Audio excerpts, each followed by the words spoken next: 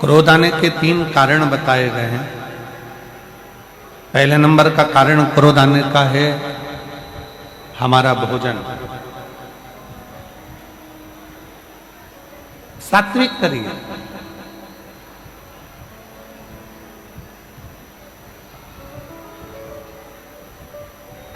अच्छा भोजन ग्रहण करिए, गलत भोजन का त्याग करिए। दूसरे नंबर का है हमारे भीतर की अभिमत्ता, अहंकार। हमारे अंदर कितना भी अभिमान हो, हमारे भीतर जो अभिमान आ रहा है, अभिमत्ता आ रही है, अहंकार आ रहा है, इसका त्याग करते हैं। अगर अभिमान हमारे भीतर आता चले गया, अहंकार हमारे भीतर आता चले गया, तो ये अभिमान हम में क्रोध की उत्पत्ति करा दे। फिर तीसरे नंबर का है हमारा आस, हमारा विश्वास। हम जिससे आस लगाकर बैठे हुए हैं, वो आस जब टूटी है तो फिर क्रोध ने उत्पत्ति हो, फिर क्रोध की उत्पत्ति।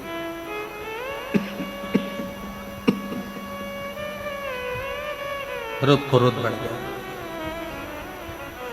रावण को अभिमान के कारण गुस्सा आ गया, अभिमत्ता के कारण क्रोध आ गया।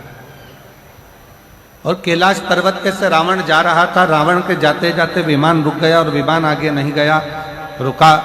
रावण को क्रोध आया, बहुत गुस्सा आया, बहुत क्रोध आया रावण को, बहुत।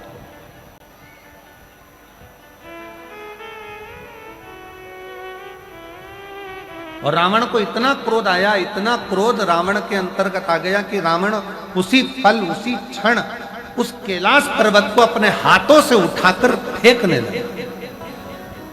उसी क्षण, उसी पल, उसी घड़ी।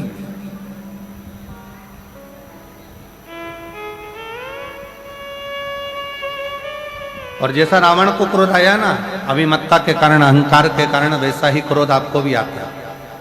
वैसा क्रोध संसार के कई मनुष्य को आता है। उसकी अभिमत्ता के कारण पत्नी ने चाय बनाकर ला कर दी, गिलास में चाय ला कर दे दी, और जरा सा क्रोध आया और उसने गिलास का चाय उठाकर बाहर फेंक दिया। भोजन लगाया गया, थोड़ा सा उसमें नमक कम पड़ गया, मिर्ची कम पड़ गई, थोड़ा सा उसमें सामान कम पड़ गया, क्रोध आ गया, गुस्सा आ गया, भोजन की थाली उठाई फेंक दी। क्रोध की, अभिमत्ता की।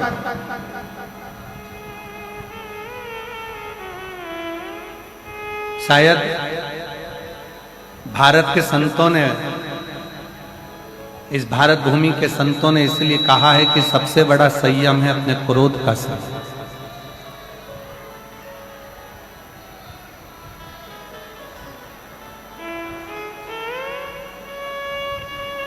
सबसे बड़ा संयम है अपने क्रोध का संयम।